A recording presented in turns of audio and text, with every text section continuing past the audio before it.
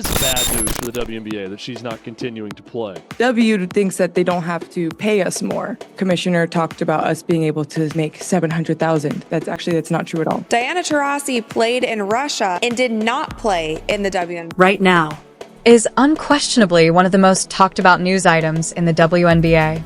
Caitlin Clark, who is regarded by many as one of the most talented players in the league, has made the surprising decision to leave the WNBA and seek a career abroad. Caitlin asked the WNBA if they would pay spot bonuses to the away team players. This decision was unexpected, but when we look at the reasoning behind it, it begins to make a lot more sense.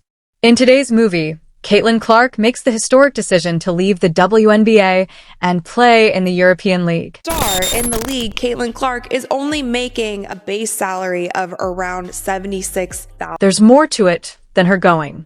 It relates to the underlying issues that drove her to take this drastic action.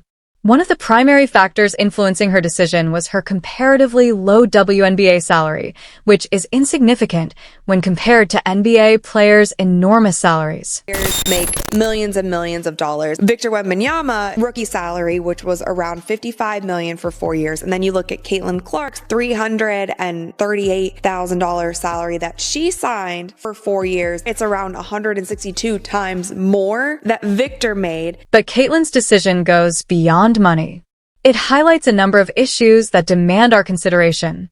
These include her treatment by the WNBA, ongoing problems with refereeing, racial biases, and her glaring lack of recognition in spite of being one of the league's most exciting and marketable players. Was the solution for so many things, but so many players, coaches are also painting her out to be the problem. There was all of this just nonsense about things that Caitlin was doing wrong when, in my personal opinion, she was doing nothing but going out there and playing great basketball every night and ignoring the hate that was coming to her from all sides. She was getting all of that, yet all of these eyeballs were coming to the league because of her. Despite everything, one thing sticks out. Caitlin Clark's presence in the WNBA has been a major factor in the league's recent spike in interest and attention. We'll begin by analyzing the pay disparity that has led Caitlin and many others to reconsider their WNBA futures. Came in and made such an impact on how many people started to care about the WNBA. This was the highest viewed season in the history of the league. Compared to their NBA counterparts, WNBA players earn significantly less money. The average WNBA player makes significantly less money than NBA players, often only a small percentage of what men's league players make.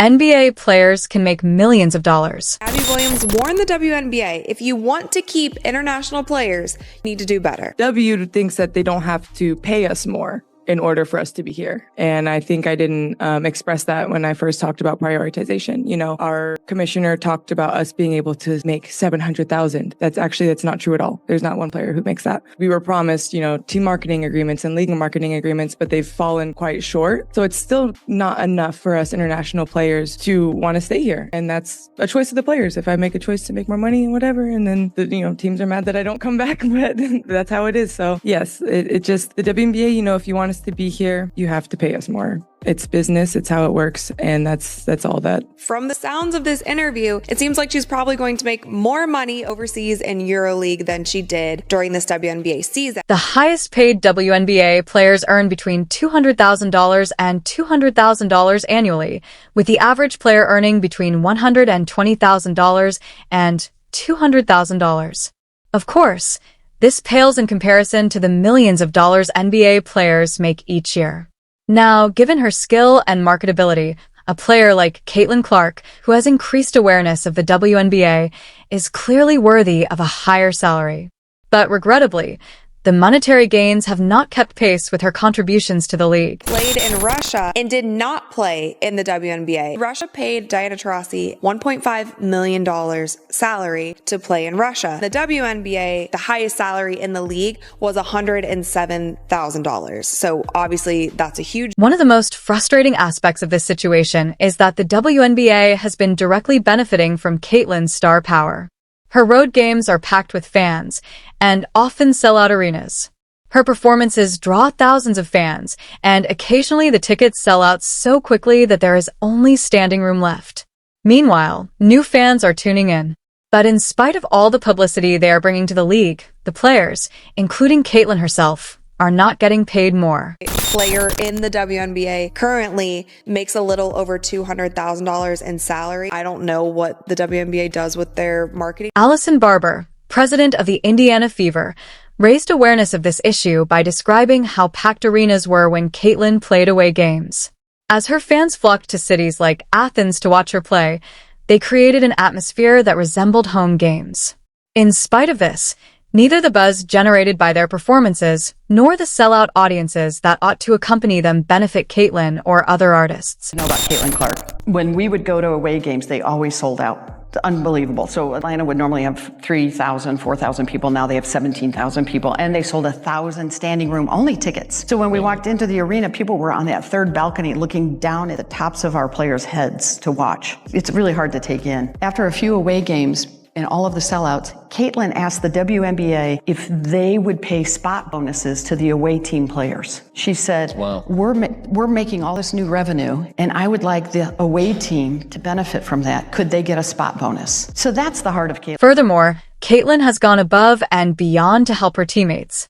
She aggressively pushed for spot incentives for the players on the opposing teams after realizing how much money her games were generating. Salary is a little over $300,000 for 4 years, and that's all that she's going to make in the WNBA. Now, I feel like there could be a team overseas who would love to snatch Caitlin Clark away from us and give her a crazy offer. I mean, Ice Cube was about to give her $5 million to play in less than 10 games, and They would have recognized the financial impact their games were having by providing these bonuses. The WNBA's current collective bargaining agreement, CBA, forbids the league from giving out bonuses of this kind, despite the clear financial gains it is making. And if these owners are smart with it, I could definitely see more WNBA players going overseas and possibly not returning. It is not surprising that Caitlin is searching for a new situation where her contribution and experience will be valued more fairly, as she is not the type of person who tolerates this kind of unfair treatment. Players in the European League usually get better treatment, higher pay, and more recognition for their abilities. Caitlin deserves all of this and more. She cares about more than just money, though. She desires recognition for her contributions to the league and the overall game. Unfortunately, that expectation is not being met by the WNBA. Still advocating for players on the other team to get bonuses because she saw the kind of money and eyeballs and viewership that all of this was generating. In addition to the financial disparity, Caitlin's decision to leave the WNBA was influenced by the racial tensions that have characterized the league. Coaches, players, and fans have all been critical of her, sometimes downplaying her significance in the league or ignoring her achievements. Has been nothing short of a mess. It has been so unprofessional, and they need to step it up, and they need to step. Despite her obvious talent and remarkable accomplishments, Caitlin has been mistakenly presented as a contributing factor to the league's issues rather than the solution. This has been particularly disheartening because of her ability to attract fan interest and attention that the WNBA has rarely had before. NBA in 2022 made around $10 billion in revenue. That is about 166 times the amount of money that the WNBA. This brings us to a very concerning conclusion. Caitlin has experienced prejudice. Referees have consistently ignored fouls against Black athletes while harshly punishing Caitlin and her teammates. In certain situations, it appears that there is bias in favor of other players. When referees or officials treat athletes unfairly, it is very frustrating. However, Caitlin has had to deal with public scrutiny and a lack of support, so this treatment has been especially for her. Just such a class act. She was incredible, breaking all types of records, and that's something she was certainly proud of. We saw lots of smiles on the court. Caitlin is the face right now, and that's also good. Like, she's selling out gyms, of course. Like, why would you hate against that? We saw dirty play after dirty play on Caitlin Clark, and still, she just handled every single situation with the highest levels. Institutional or individual prejudice. It is understandable that frustration would ensue.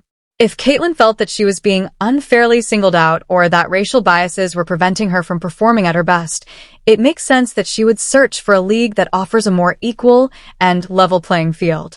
She couldn't because of external forces. And their pretend friends in the mainstream media. They have done everything they can to diminish the impact of Caitlin Clark. They tried to convince us that there are other players in the dump capable of drawing an audience. They tried to convince us that other players deserve the spotlight. By opting to play in the European League, Caitlin has the chance to escape this environment, which is full of racial prejudices.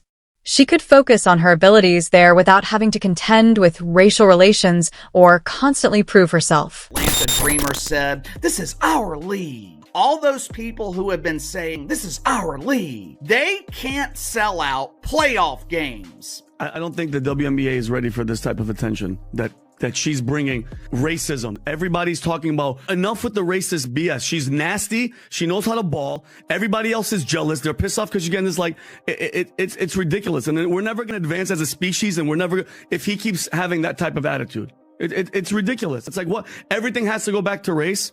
Everything has to keep going back to race. She's really good. Let it be that. And the other players should shut the hell up. Like, nobody was talking about your league. Nobody cared about the WNBA until that girl, Caitlin Clark, I don't care what color she is. She's ridiculous. She's nasty. And now people are watching, and you guys are talking shit about her. She should leave. She should have got those other contracts, Pat. Where does she have a contract to go somewhere else? Big Three. She should have gone to the Big Three. To hell with the WNBA. They're nothing. In addition to being paid more, players in Europe are treated with greater respect.